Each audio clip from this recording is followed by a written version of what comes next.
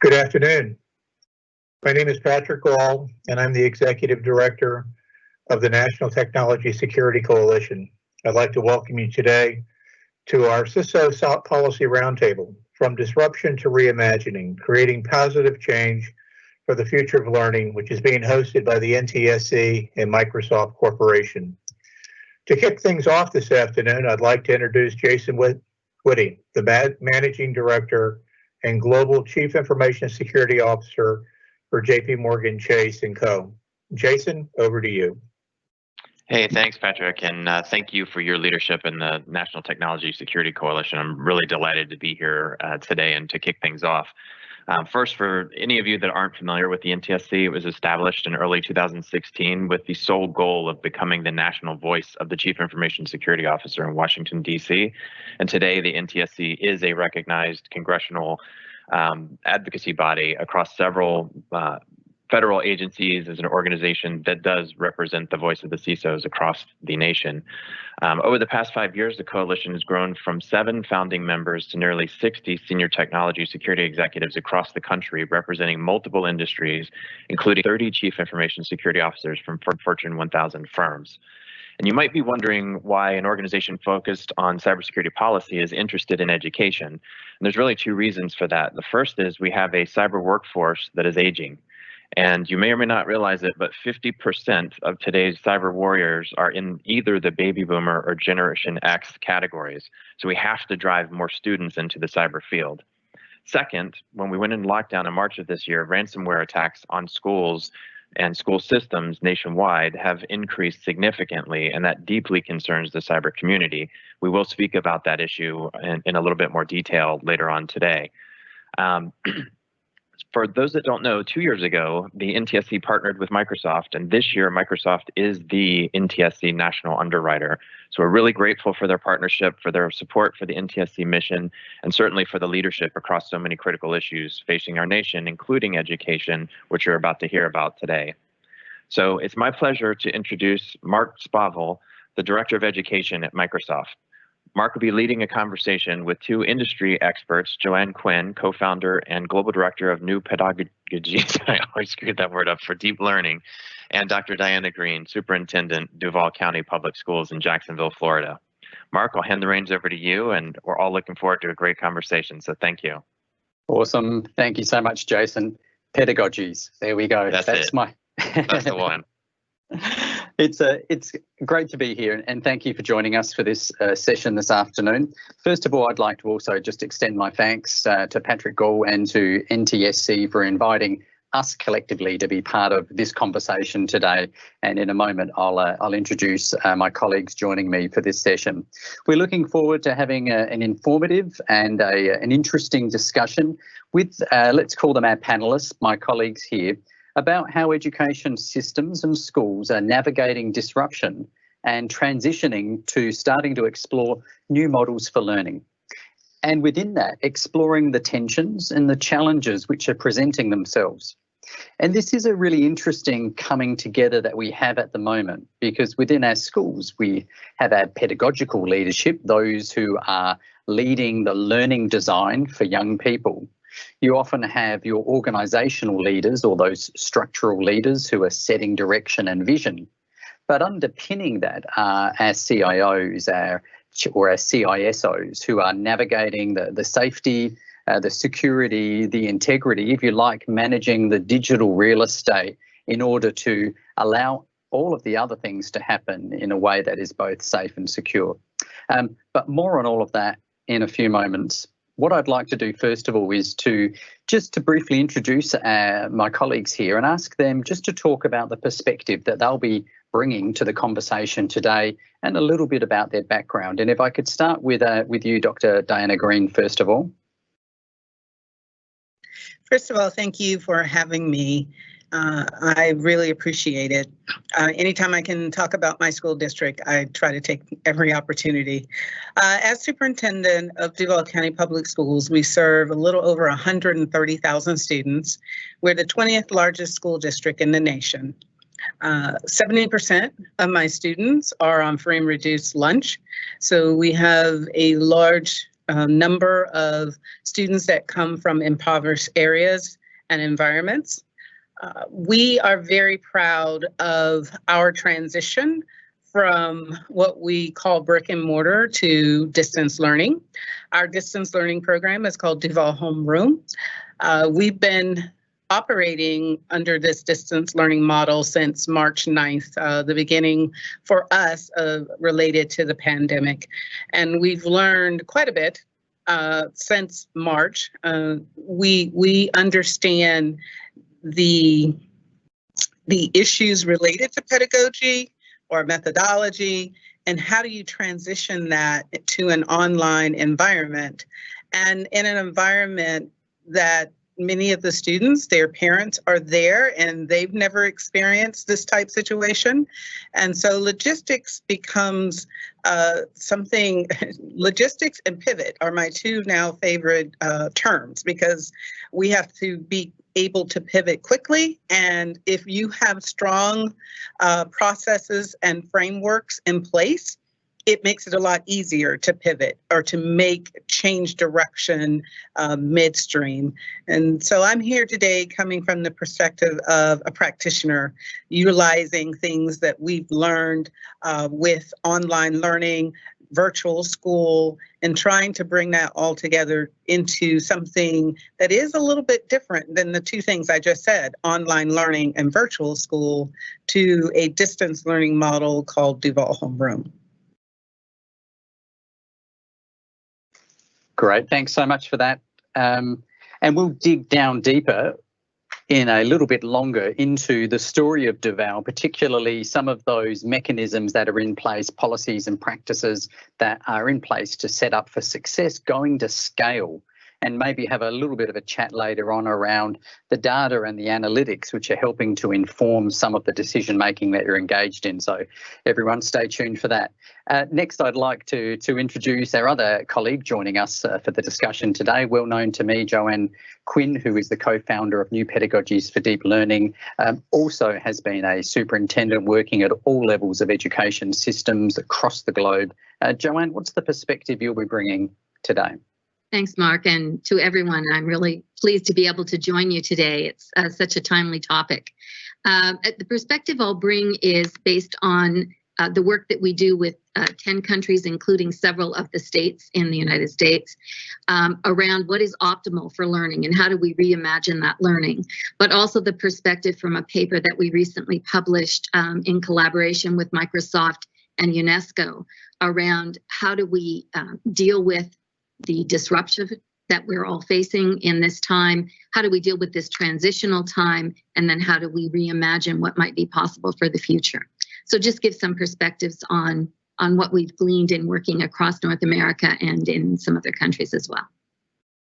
Awesome, and lots more coming from Joanne about that paper, Education Reimagined, in a few moments' time.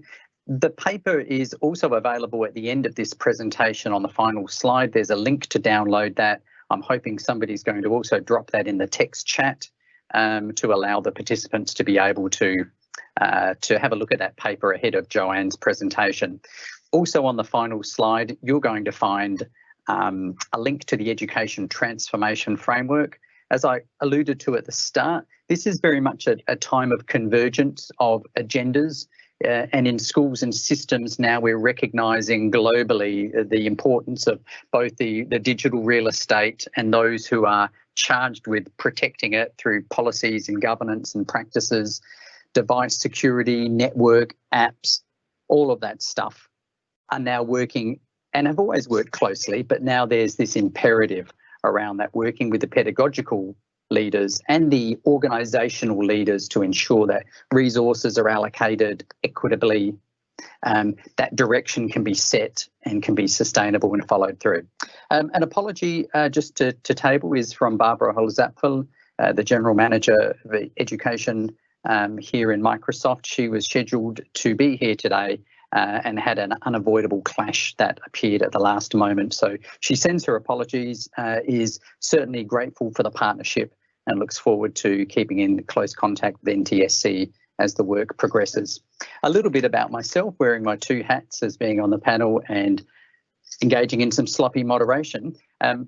It's lovely to be here. Mark Sparvell. I'm a principal educator with over 30 years experience working globally with schools and systems on education transformation, particularly looking at that convergence of best practice and next practice. I'm sure many of the people joining this call today or viewing the recording on demand also have experience with students at the moment who are working from home, who are working in hybrid modes, whether they're your children, your children's children, or families around you. I'm sure that you all have some lived experiences right now of the challenges and the opportunities that have come to bear. The structure of this session, I'm going to quickly set some stage just now, then we're going to cast over to Joanne to hear about the insights from the paper Education Reimagined.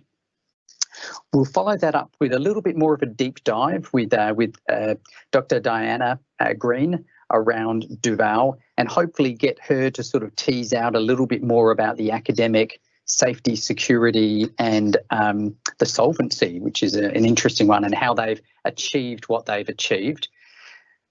Once that's completed, we'll move into a conversation. Again, if you would like to ask any questions, please feel free to pop them in the text chat box and they'll work their way to me. We invite your questions. If Joanne or Diana have a question for one another or for me, then feel free. You're also welcome and invited. This is more conversation than presentation, and your voices are welcome into the shape of this. So that's the plan of action. Let's jump into just setting the scene a little bit for Education Reimagined before we move into Joanne. One of the things that we like to frame this up on is to recognise that the impact of COVID-19 globally has both been causing an economic crisis, a humanitarian crisis, as well as a health crisis, and education systems have found themselves smack bang in the middle of that, moving into a response mode and hopefully then transitioning to ways of reimagining.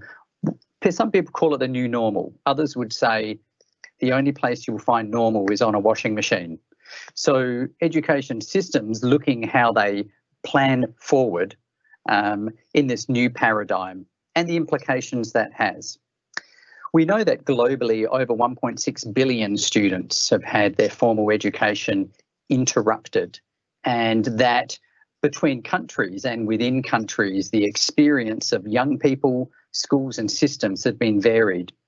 The one thing that has certainly been constant has been the high degree of stress, the high degree of uncertainty and concern expressed at all levels of the education system, from parents through to teachers, superintendents certainly, and also the information officers who are charged largely with ensuring the safety and security while still being able to deliver essential communications and manage the data flow. So a comment that I would make here is this unprecedented level of increased digital traffic that has come about as a byproduct of this push for remote learning in the face of the pandemic has brought with itself many challenges.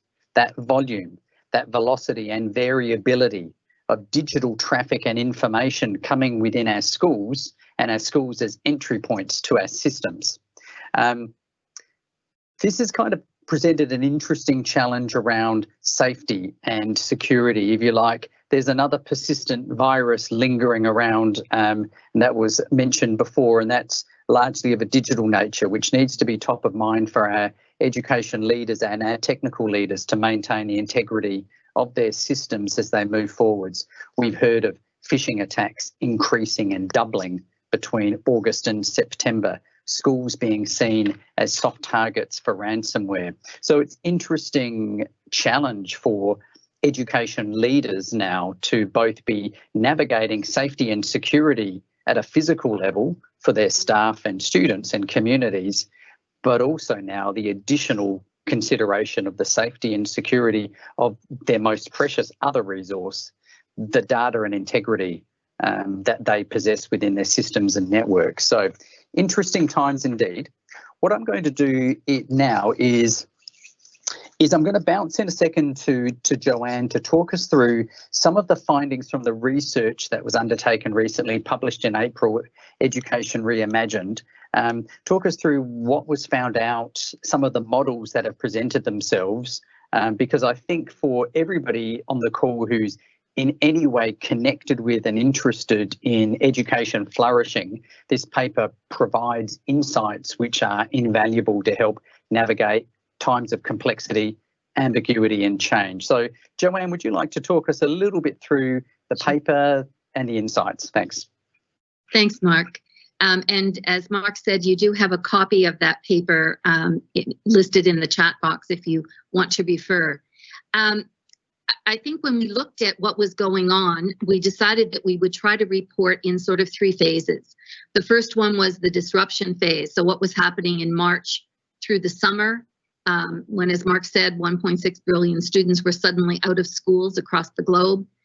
Then some advice around what we were seeing from the early adopters about how to manage that transition process. And then finally, some thoughts on what seems to be working. Duval certainly seems to have figured a lot of things out, and I can't wait to hear more about that. But not everyone has done so well.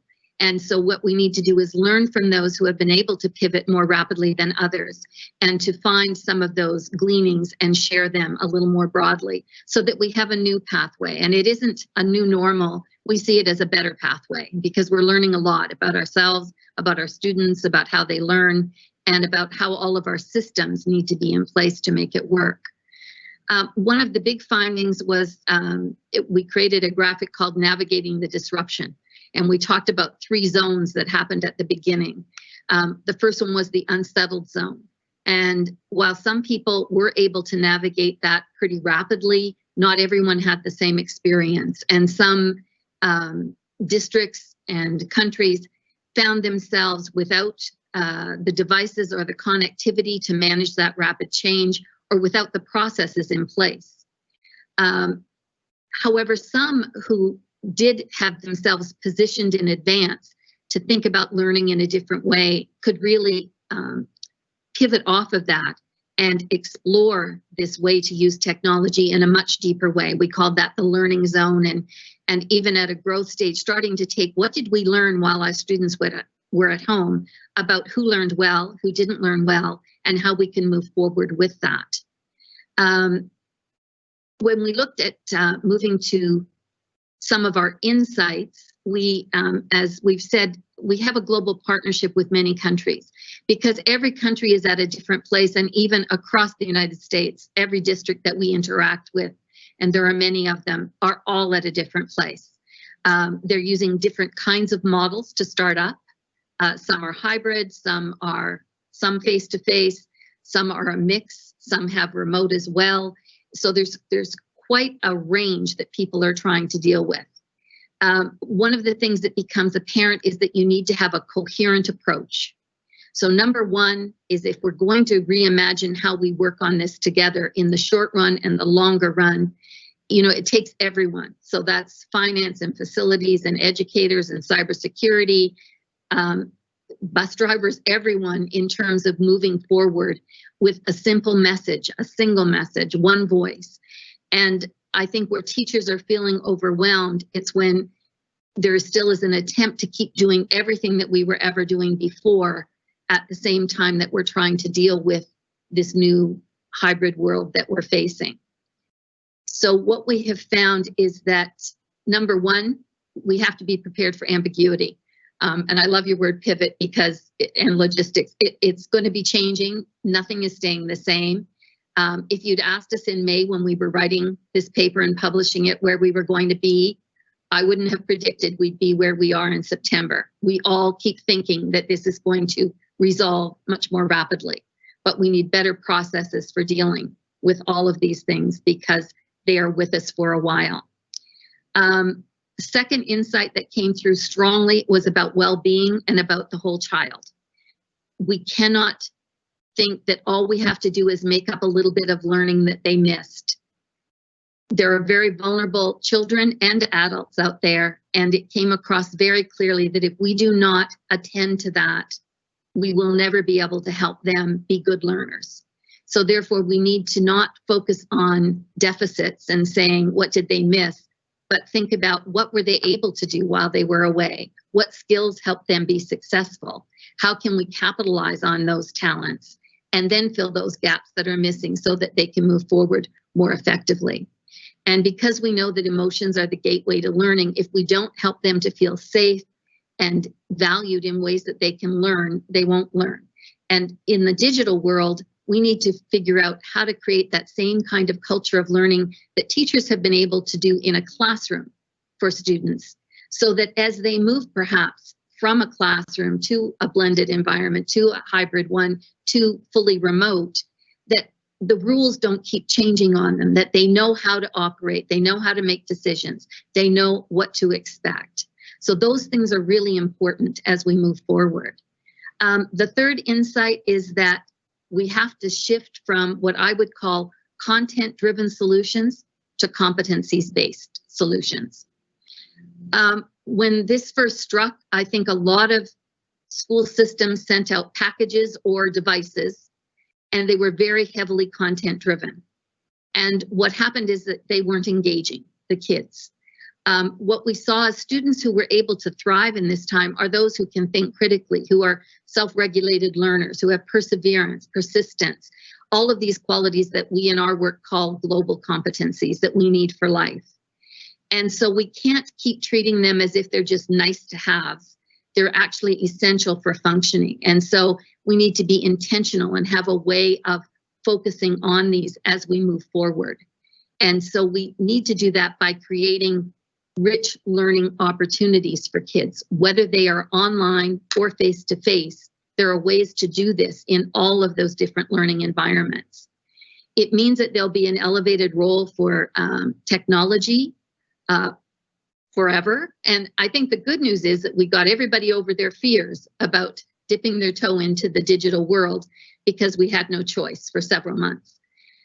As a result of that, I think we have a way to think about technology that's very different. When we look at countries and districts that were able to be successful, it's when they found that technology was not about a transmission or a vehicle just to get content out, but they started using it as a vehicle for thinking, communicating, sharing, discovering, building knowledge together.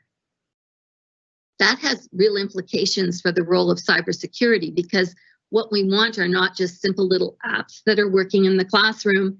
We need kids to be talking to other kids, to experts, to each other, to agencies. And that's a huge implication for safety, security, and how we're going to make those things happen and manage that kind of data. And then finally, the last insight was that learning has to be engaging. I think when we sent home those packages and those early content-driven materials, a lot of kids opted out. You know, in a lot of cases, they just stopped really being engaged, and they won't do it anymore. Just because it's a digital worksheet, it's still a worksheet. They're not exciting when they're in class and they have their friends around them. They're even less enticing when they get them at home and they have no one to interact with. So the solution that we have been looking at is we need to focus more on real problems, authentic learning, and ways to create that in all of the environments, in the hybrid environment, so that our students have choice and voice. My big fear personally is that we have a lot of commercial vendors who will be producing K-12 solutions end to end that are no more than kids just sitting in front of a screen. And we know that that will never be successful. So instead, we need to take what we've learned and leverage that to really utilize the digital world to amplify learning, to build those communication platforms and those connections between and among students and other classrooms and other teachers, because that's where the knowledge and the discovery, so that when we start using technology in schools in the same way we use it as our scientists are to try and find a vaccine, they're not using it just to send data to one another, they're sharing their thinking, they're building their knowledge. And that's what we need to be doing in our schools to help our kids. So I think that has a lot of implications for the roles that you play in terms of making it a safe, secure environment where kids can really amplify their learning by using the digital world in the way it is intended to be used. So I'll stop there. Thanks so much, Joanne. There's a mountain of things to dig into within what you've just said. What grabbed my attention was just this pressing need for this almost like this understanding around the why is it that teachers want to do what they want to do. I've heard a couple of comments over the last week. One was from some frustrated educators who said, please involve us in the decision making, because we are the experts in learning design and we know what kinds of things we want to do. At the same time, I had a comment from a parent who'd their school had turned off the ability for students to chat with one another during a class session because it was distracting. What happened as a result of doing that was the students could only chat with the teacher, and all of those kind of friendships that happen in real life, lined up waiting for the bus, lined up waiting in the canteen, walking to class together, those informal social engagements were suddenly turned off.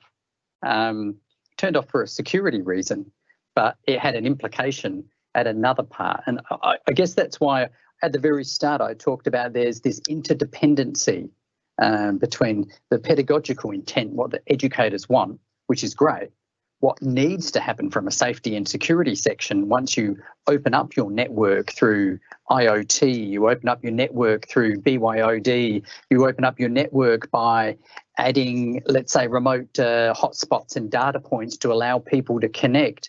Suddenly there's this massive vulnerability as well. There's this increase in risk to the digital real estate of the network and the school, which comes at the ability to maybe provide service. So there's this kind of curious tension, but the more people can understand the drivers that each of those groups have to make the decisions they do, possibly that's where the common ground sits. So thanks, Joanne, for that. And again, would encourage participants who are joining us live right now, please pop any questions that you have about the paper, about the insights and implications, or questions you would like answered. You can drop them in the chat pane and they'll find their way either resolved or they'll find their way to me, and I'll bounce them on to somebody else to answer, because I can do that as moderator.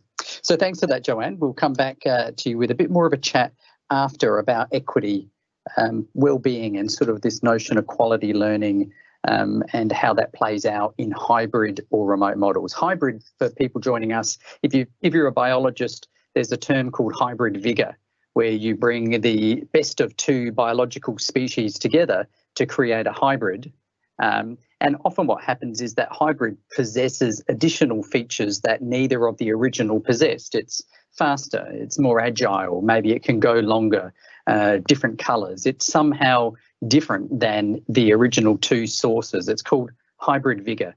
And I guess the bold hope in Education Reimagined is that we take the best of physical face-to-face classroom land plus what's been learned through the remote learning experience and cast that forwards, see whether we can get some hybrid vigor happening. Speaking of vigor, I'm really excited to dig down a little bit deeper with Dr. Diana Greene here from Duval County.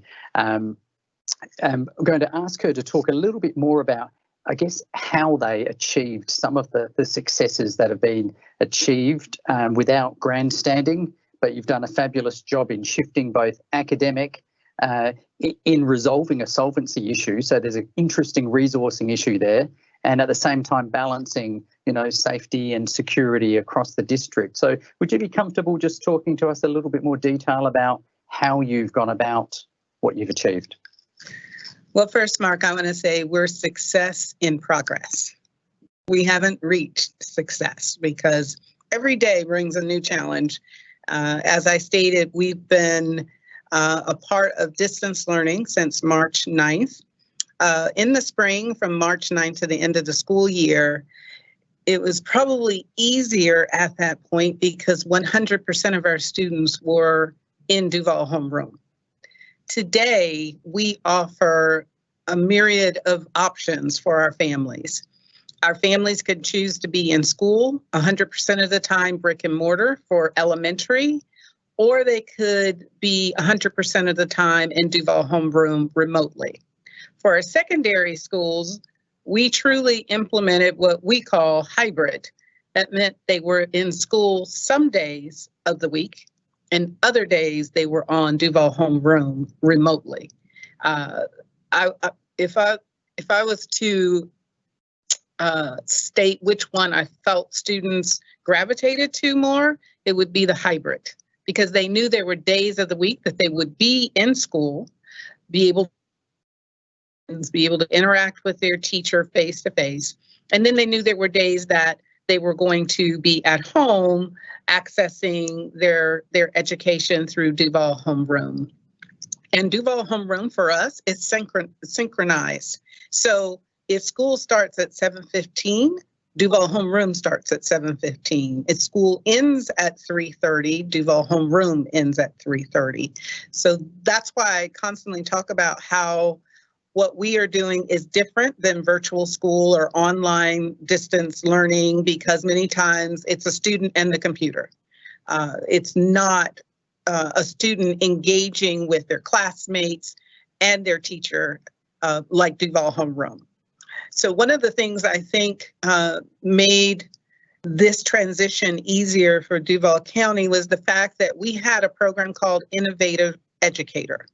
That program was a voluntary program for teachers to be engaged with learning everything about Microsoft Teams and how to use Microsoft Teams in instruction, in support for students who may need additional resources for intervention, for homework.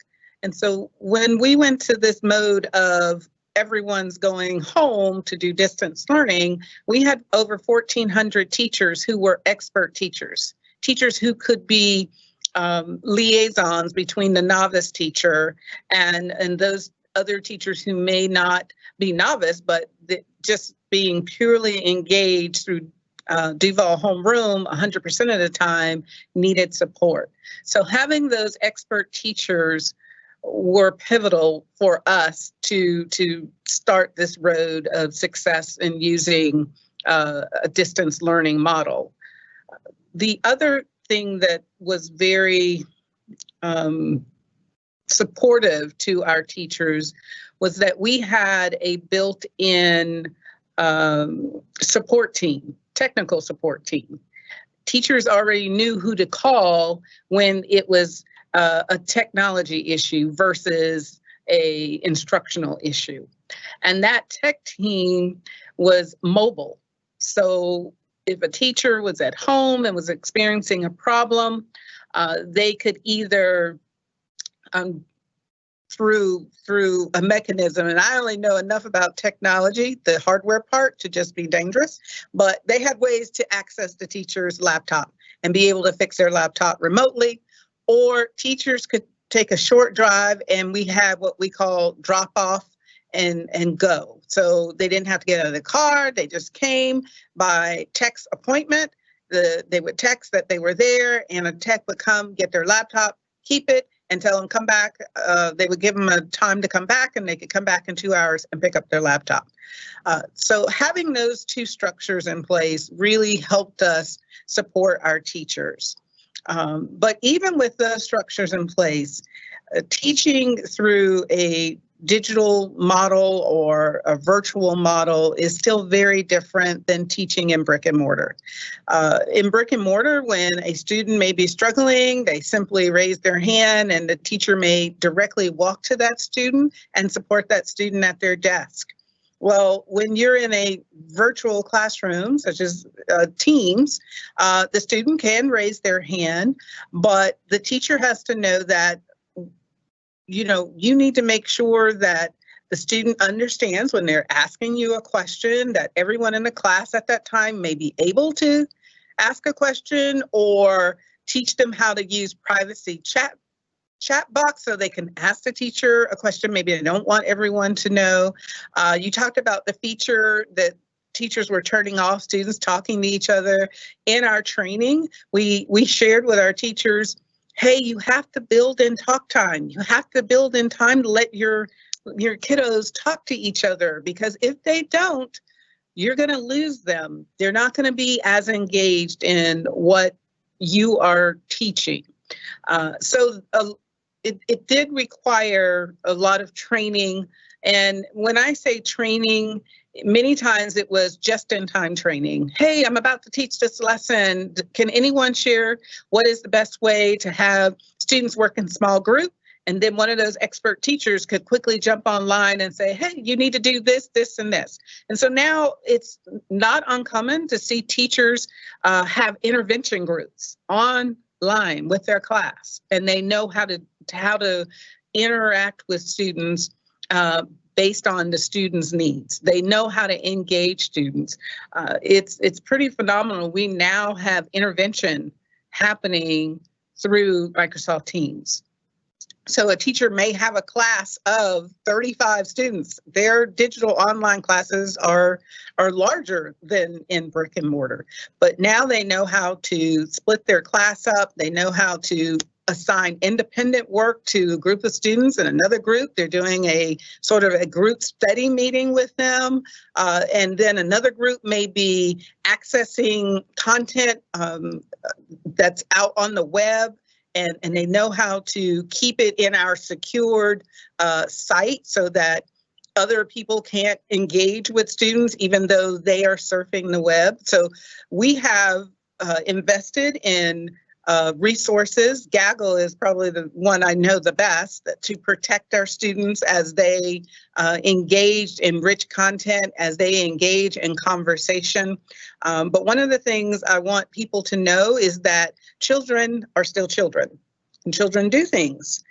They have conversations that may not be the most appropriate conversations, or they talk about things that might not be the most appropriate, and we still have to manage those behaviors.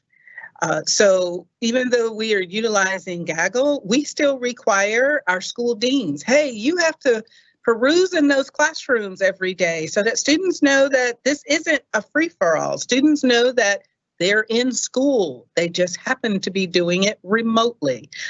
We still require the principal to have faculty meetings with all the teachers who are teaching remotely to make sure that they are following up on students. Guidance counselors still are required to call students and say, hey, you know, when you were in brick and mortar, you used to come to my office once a week. Well, now we're going to meet virtually once a week so that we can continue to have those.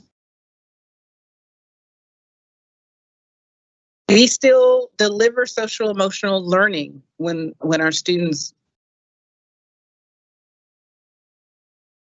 as we speak. This week was the first week that we ended hybrid, and now all students are either in school 5 days a week or they're in Duval homeroom 5 days a week. So we've kind of narrowed it down to just two options. I will tell you, when we had the multiple options, it was very challenging and complex. Parents loved it, but I will tell you, the schools were being stretched quite thin to keep up with, well, what day are you supposed to be at school, or is this your day to be on Duval homeroom? And so the parents who have chosen to stay at Duval homeroom, we make sure they know they have access to all the resources that are available in brick and mortar. They can get them through distance learning. Great. Hey, that's I mean, that brings to life beautifully what we've seen through the global research in education reimagined that Joanne was talking about, the lived experience. And I love the every day brings a new challenge. That's what I wrote down there. A question for you, Joanne, just to bounce off what we've just heard then. I think in the paper there was this term that, with all of the terrible things that COVID has caused, it's potentially acted as an accelerator too for some education reforms that have been long overdue and have been stalled. And just wondering whether you'd like to make a comment from what you've heard now. You know, does that fill you with hope that this is acting as an accelerator? And actually listening to this story from Duval, it is filling me with more hope. You were already in a great position before you started, and so you've been able to Zoom, and yet, you know, there are still issues. But I think the optimism I have is that we had the innovators, but we had a large chunk of people who were just dipping their toe in the water, and they had a lot of nervousness about it. But suddenly everyone was thrown into the deep end. And, you know, instantly everybody knows how to use an online conferencing system because we had to. whether it's because you want to see your grandchildren or because you want to teach your class. But I mean, suddenly people develop these skills overnight. So we kind of broke that barrier. And now I think people are saying, some really good things happened while we were away. Yes, it was difficult, but here's what we learned about our kids. And here's what we learned about ourselves. And here's what we learned about what's important. Because I think that the degree of collaboration that we're seeing teacher to teacher is purposeful now. It's not because we have to have a meeting a certain day of the week to collaborate. It's because we need each other. We need each other a lot because somebody knows how to do this a little bit better than I do, or I can help somebody. So I think at every level of the system, there's been a push for collaboration that is natural and purposeful. And there has been an openness to being innovative. And so when I talk to people who are like you are in your school district, who were doing our deep learning work and competency-based and leveraging digital along with pedagogy, they're saying we don't want to lose this because our kids had a little more free time. They could do more things that they really wanted to. And so they were really investing in their learning. So it's a matter of mobilizing that shift so that it continues to move. And that's what we want to see going forward. We don't want to go back to the old normal because we had a lot of kids who were not being successful because they were marginalized or they were not engaged or a whole host of reasons.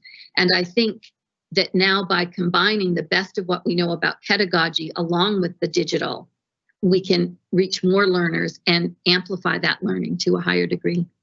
Great. Thanks, Joanne. I've got some questions coming in live at the moment too. I'm just going to try to weave them into our conversation. A quick comment just to make too, outside of Duval, one of the things that we see are successes at scale, which pick up many of the themes that Diana has sort of shared with us.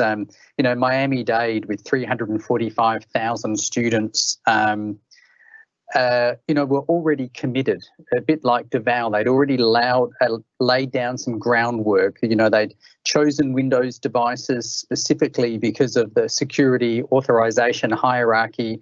When it came to suddenly scaling that up, they already had an infrastructure in place, a process, a procedure, and also a consistency which reduces burnout. One of the things I've heard from a lot of educators and system leaders has been the greater, and I guess to Diana's point, where there was lots of choice, it also brought lots of additional stress where there was choice in how learning was delivered, but that can also play out to the choice of platform, the device, the thing that the students are using and engaging with. Where do we place our most limited resource, our attention, really matters. And where we have some consistency, then we can reduce cognitive load in one place and direct it to another. Another large district that navigated, again, not seamlessly, nobody has, but minimised disruption was Fresno Unified, the fourth largest school district in California. Again, very complex and very diverse, but because they'd invested a lot of time in capacity building of staff to really be able to deliver personalised learning, they'd spent an awful lot of time investing in infrastructure, particularly around data and analytics, to be able to really know quality information, not just quantity information of what young people were doing. Again, when I spoke to their superintendent and their chief information officer, they described a scaling up of their efforts, not a scramble to respond, which was, encouraging, because we know that from research recently conducted by MIT, professional burnout and professional loss are two of the major responses by educators to the stress they're experiencing. So professional loss, I'm disconnected from my profession, and also burnout. Now, this is a question that's come up just in the chat room, and thank you folks in the chat room for posing these. It's a question really around people being overwhelmed. Lots of applications, services used by teachers, overwhelming students. What should schools do? What should teachers do? So I guess the question is really, it's a question around learning design. How do we reduce the cognitive load students are experiencing and teachers in order to still be able to deliver deep learning? Do you want to tackle that first, Diana, and then we'll jump to Joanne? Well, we simplified everything. When we first started, especially for those novice teachers, we broke it down to 4 main areas that we said, that's what you need to master. Just these 4 things, conferencing, how to handle the technical part of just using Microsoft Teams. So each month we would have a new strategy of the month for these novice teachers to work through. And then our innovative educators, the expert teachers, they would put out examples of these strategies being utilized. I remember seeing a scavenger hunt lesson the teacher took, and she taught AP biology. So the fact that I could follow her class in the first place meant that she was doing a really good job, because science is not at the top of my competency list. But she took some very difficult terms that she knew was going to be part of the AP assessment of the year, and did a scavenger hunt using a flip chart. And watching her implement that lesson, I could do that same lesson, maybe using different content. I'm a former elementary teacher, and it was just so helpful to say, okay, that's not that hard. But if you would have given me all that information on the 2-day training we did prior to going live with Duval Homeroom, my head probably would have exploded, and I would have not used it. I would have decided, you know what, that's too much work.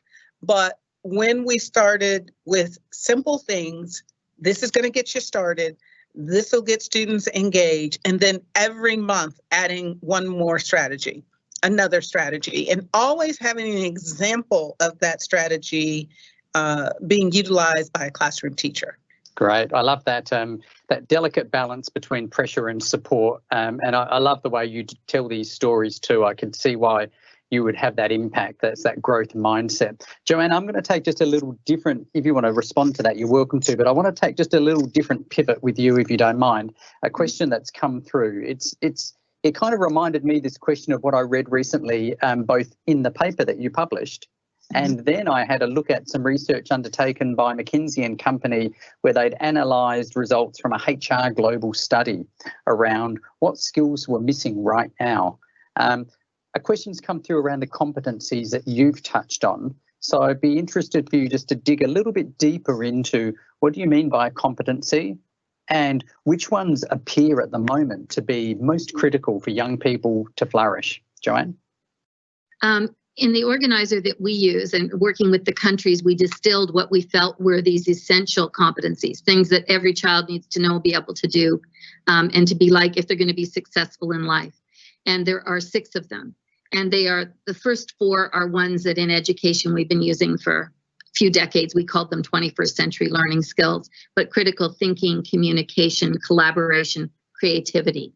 The 2 that are different are character and citizenship.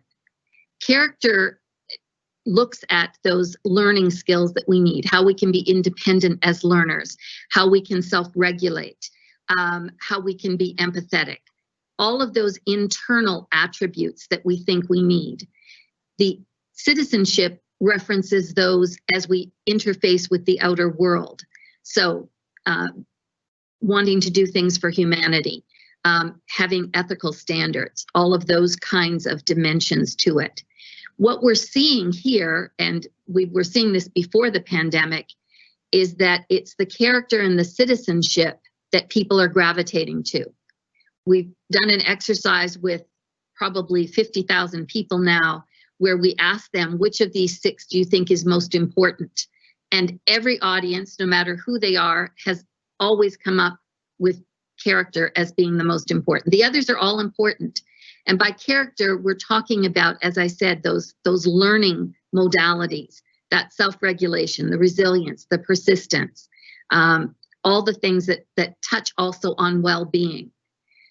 So those are ones, and then if we fast forward to what has happened during this time, when we ask people which of your kids were successful or what attribute helped them be successful, the same things come out. because they need to be able to be independent learners, to persist, to be resilient if they're going to be successful. Great, thanks for that, Joanne. I'm sure that answered the question there, and it's a really fascinating one. In the paper that you published, it identified, I'm looking at my other screen, I've got it on here, it identified some characteristics, some competencies, some skills, dispositions that young people possessed who had been successful through this kind of period of complexity and ambiguity and change. What was really interesting was when I had a look at McKinsey & Company's HR analysis around soft skills lacking in the workforce right now, it was a direct match.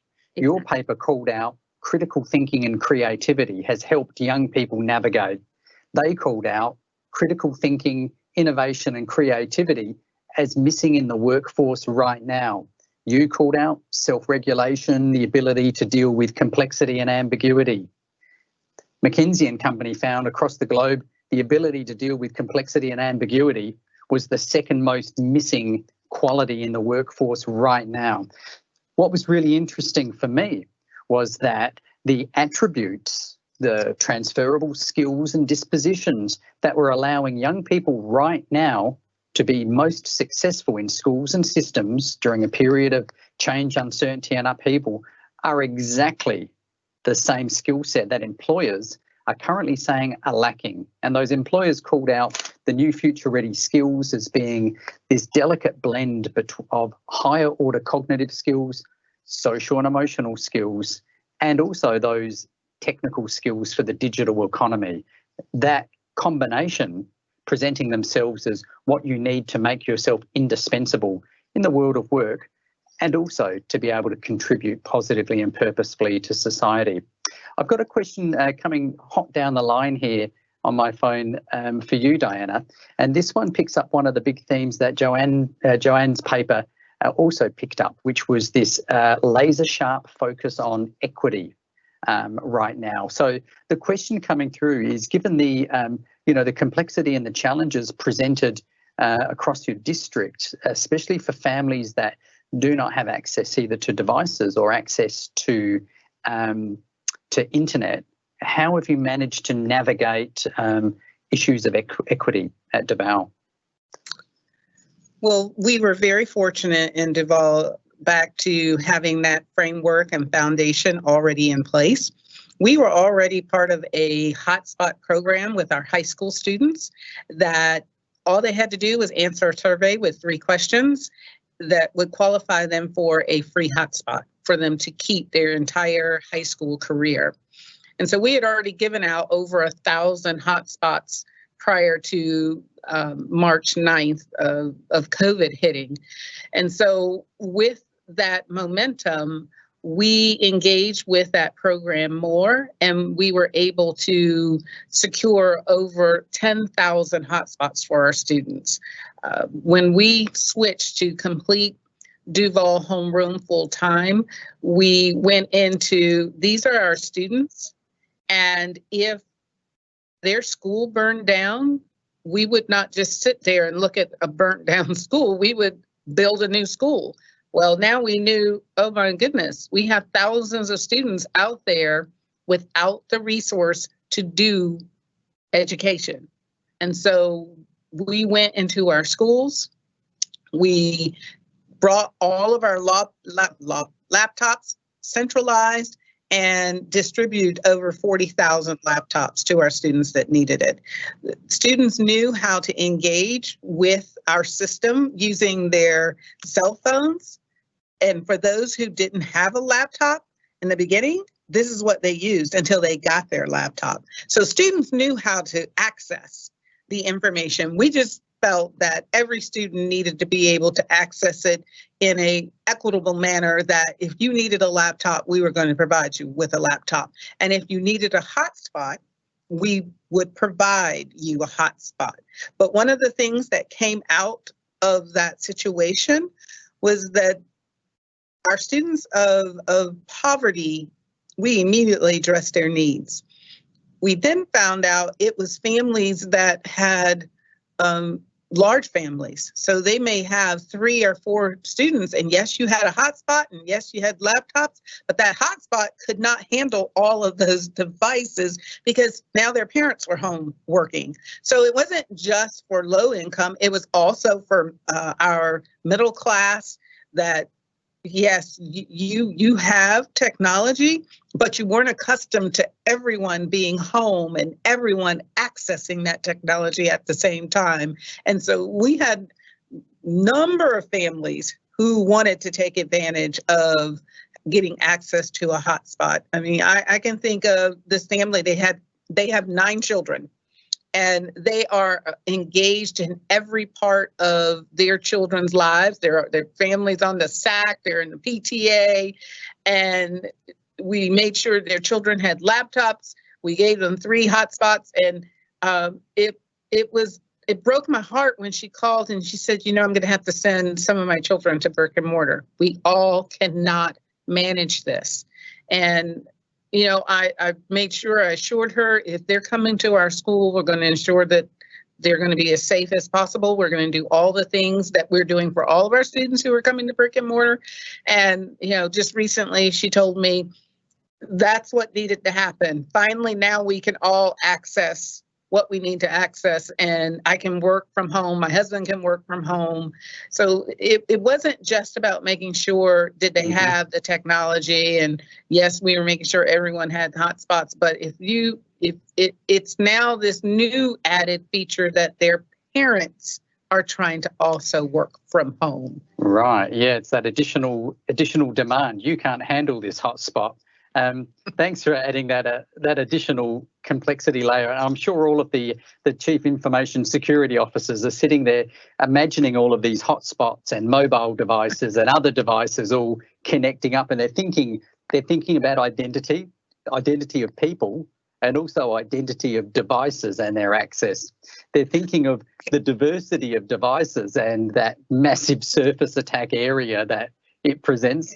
I'm sure they're thinking about API bridges and other such strange things of, you know, who's doing a handshake with what across a network. It's very important because we ran reports. We wanted to know where were students going. And of course, Netflix seemed to be number 1. Right. And we would track what the time. And so we could literally send to a principal, you have 20 students, they're accessing locations during the school day, you need to follow up. We were able to go in and find we're going to put up a firewall that they can't get to that location any longer. So it is very important to have that in the background system running behind it. And so students do know if you're roaming around trying to think like this is the wild, wild west of the internet, we're watching, and we're going to make sure that we're going to help keep you safe. Yeah. It just brings a whole new level of complexity. And when you think about giving out over 40,000 laptops, you know, now we're up to about 5,000 hotspots and tracking every single one of those hotspots. Amazing. I mean, 10 years ago, we wouldn't have been having a conversation around geofencing, you know, within schools or within areas and also, you know, using telemetry data instead of the school truancy officer waiting at the corner to see students sneaking out at lunchtime. Instead, they've got automated systems essentially flagging the same, oh, there's a packet of data that's heading here to here, and there's an automated alert around that. I'm going to need to wrap up to go to another group, but I'm going to have the great pleasure of passing this wonderful audience into the safe, capable hands of Patrick in just a moment. But from me, could I just thank you very much, Joanne, and thank you, Diana, for joining me in this conversation. We re-engineered it a little bit on the fly. You've been both of you incredibly gracious with your insights and forgiving of my sloppy moderation. I could listen to you both all day because you both bring pieces of a really important puzzle to the conversation. So before I drop off and pass back to the fabulous Patrick, and a thank you for inviting me into this conversation, just a thank you, Joanne. Thank you, Diana, for your time. Thank you. Thank you, Mark. I would just want to point out to Joanne that I read Reimagining Education, I guess about 2 months ago, 2.5 months ago, and I said, we got to do a piece on this. This is brilliant. We've got to talk about this, and that's how this event came to being. And Dr. Greene, I'm so excited to hear about what's happening in Duval County. I know it's a challenge, especially on the cyber side. I saw where Fairfax County just got hit last week with ransomware, and I know Miami-Dade got hit. So, the fact that you're protecting the organization is brilliant. I would also want to point out some people who might wonder why the Global Chief Information Security Officer from JP Morgan was on earlier. It's because Jason is the vice chair of the board of directors of the NTSC and has been involved with the organization for the past 4 years and is a huge supporter of the NTSC. At the end, we're going to provide a link to some papers that we encourage everyone to read. If you haven't read Reimagining Education, I strongly encourage you to do so. There's also a link to the events page for the NTSC. We have some more exciting events coming up over the remainder of this year, and we'll hope you join us for them. And so, Joanne, Dr. Greene, thank you very much for your joining us today and for your contributions. Hopefully, this will just be the first of many that we're going to be doing over the next 12 months. So with that, I'll say goodbye to everybody and wish everybody a good day. Thank you.